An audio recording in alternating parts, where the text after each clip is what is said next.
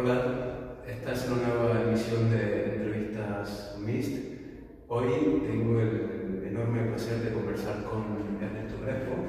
Estamos en la galería Plus Artis, en el centro de Madrid, y estamos aquí porque Ernesto está presentando una exposición que se llama El Jardinero y que estará mostrándose hasta el sábado. Bueno, a mí me ha interesado mucho la exposición y por eso estoy aquí conversando con él. Y Ernesto, quisiera comenzar preguntándote algo. En El Jardinero, en esta exposición, presentas pintura, presentas una maqueta, presentas también secuencias visuales, como les llamas. Esto me hace pensar mucho en una noción, que es la noción de paisaje. A mí me interesa pensar este dispositivo expositivo como un conjunto paisajístico, ¿no? A mí me interesa relacionarlo con la noción de paisaje, y en este sentido yo recuerdo mucho a alguien que yo sigo mucho, un fenomenólogo francés que se llama Merleau-Ponty, que en su libro El ojo del espíritu dice que el paisaje se piensa en mí, yo soy su conciencia. En este sentido quisiera hacerte una pregunta casi de metodología. ¿Cuán consciente eres de lo que vas configurando en tu trabajo y cuán inconsciente eres en lo que terminas descubriendo? Yo creo que en ese sentido muchas veces en el proceso soy a veces más inconsciente. Ya una vez que voy construyendo las cosas como una obra de arte, van surgiendo nuevas maneras de construir las obras, nuevas maneras de engranar el discurso. Pero como una obra de arte, casi todo está como bien estructurado en ese sentido, ¿no? Toda la escenografía, todo lo que está detrás, no solo el resultado, ¿no? Y hablando de paisaje, yo también tengo como el paisaje como bien asumido, que es como mi leitmotiv, ¿no? Aunque no necesariamente tengo que pintar un paisaje realista. Casi siempre lo que intento es construirme toda esa estructura que hay detrás del paisaje. Como en la Edad Media el paisaje era como un símbolo de culto o de fe, después en el romanticismo fue un poco más, o en el Renacimiento fue un poco más doméstico ese paisaje, domesticar ese paisaje. Después había como un acto de solemnidad en el romanticismo, y fue así como mutando, ¿no? Y con esta exposición he intentado que el paisaje aprenda de todo eso, desde la parte más romántica, pero la parte más fría del paisaje. Has dicho una palabra que yo creo que para mí es fundamental, y es la palabra domesticación. Cuando hablamos de jardinería, también hablamos de poda, y me pregunto cuánta poda o cuánta domesticación hay en lo que podemos ver aquí en esta exposición.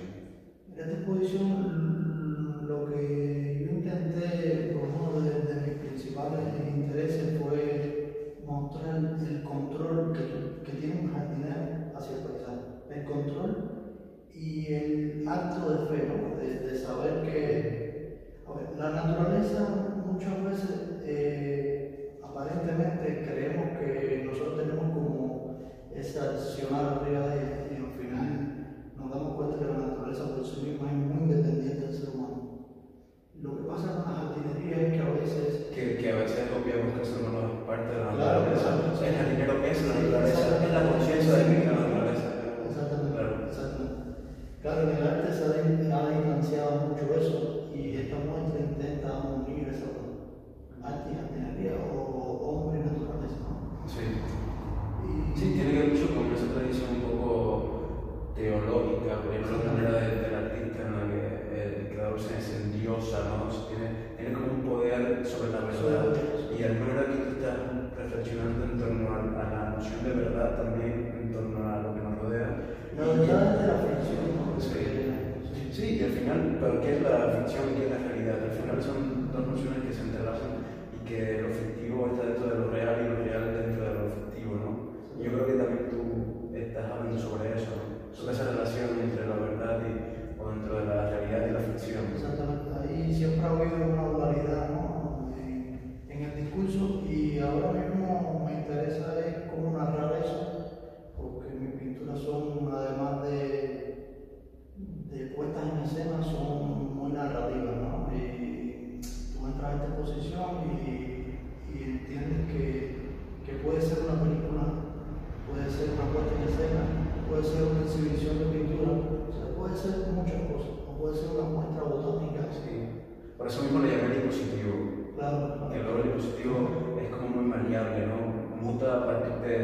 observa. Claro. Y precisamente en esa idea de la observación tú también te regodeas, ¿no? Porque, de hecho, en el examen he leído sobre la exposición, hablas del ver, ¿no? Del ver el jardín, ¿no? Sí. El jardinero como esa figura o ese cuerpo que construye, pero un tipo observa lo que ha construido, ¿no? Y es en ese espacio de la contemplación donde yo creo que la exposición tiene mayor potencia, ¿no? ¿Cómo entiendes la contemplación y cómo al mismo tiempo la contemplación disiente para ti de un ritmo contemporáneo en el que nos obliga a producir todo el tiempo, ¿no? ¿Y cómo el género disiente de esta ciclicidad? Claro. Bueno, para nada vivimos un tiempo bastante acelerado en ese sentido y el personaje del jardinero yo creo que nos puede aludir a una persona que tiene que esperar, ¿no? La naturaleza y el jardín es de mucha calma, de mucho crecimiento, de mucha mutación, de mucha esperanza, y en ese sentido la exposición te hace contemplar pero esperar, ¿no? Sí, bueno, la parece fundamental. Yo recuerdo mucho este filósofo que se llama Minchu, que habla del jardín también como un espacio donde habita un tiempo de lo distinto.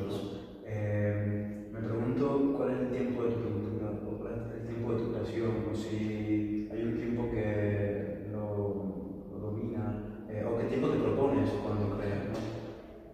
Bueno, realmente pinto muy rápido en el sentido pictórico, pero siempre hay un proceso detrás que es el de dilatación. Claro, porque al final esto es el rastro de un proceso. Exactamente. Esto es la pieza terminada, esto no es una ficción, Sí. Es una especie de huella. Exactamente. Analiza que para construir un cuadro yo me construyo una maqueta, y las maquetas de por sí tienen un tiempo, igual que la secuencia. En cuanto a la construcción de la maqueta, hay un trabajo muy minucioso y eso lo uso como modelo a pintar, ¿no? Y bueno, es la primera vez, por cierto, que presento una maqueta. Yo no lo había presentado porque era una cosa más íntima, ¿no? Del modelo que lo tengo en el estudio. Era como los paisajistas, ¿no?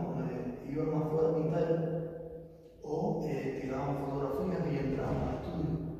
Muchas veces yo en mi proceso pinto de natural, esas pinturas las recorto y hago maquetas dentro del estudio, y en el estudio vuelvo a hacer la pintura. O sea, hay como un vínculo en la historia del paisaje que he intentado como asumir de varias, en la linealidad de la historia, varios sucesos del proceso. Sí, claro, es que hay como una especie de unión entre varias maneras de entender esa persona que construye paisajes, ¿no? En este caso, el pintor que pinta paisajes, el paisajista, pero también el paisajista el que construye paisajes en lo real, ¿no? Yo creo que lo real es una palabra que no se comprende sin entrecomillarla, ¿no? Porque lo real siempre es como algo que levita, algo que no se entiende muy bien qué es lo real. Y este paisajista que construye paisajes en lo real, entre comillas, es un precisamente arquitecto, ¿no? Y yo creo que tú también lo eres. ¿Estás de acuerdo? Bueno, yo no sé quién me contesta esto, yo creo que sí, porque en el mi formación fue escenografía, escenógrafo, y como quiera que sea, para construir mi pintura paso eso por el filtro de la escenografía, ¿no? Por eso la puesta en escena, y intento que en mis exposiciones no sea la mera frialdad de una pared blanca, intento que haya una especie de visita, ¿no? Más allá de exhibición.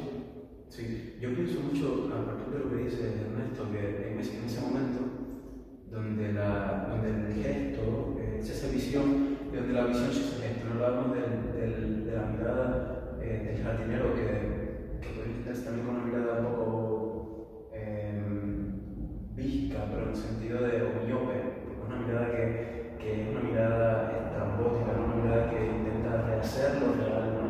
Una mirada que mira de manera disidente, pero en el sentido originario, ¿no? En el sentido de que se aparta de algo, ¿no? Se aparta de una manera per se del paisaje para construir otro, ¿no? Y recuerdo mucho algo que decía César, ¿no? Ese que dice que él habla mucho de pensar en pintura, ¿no?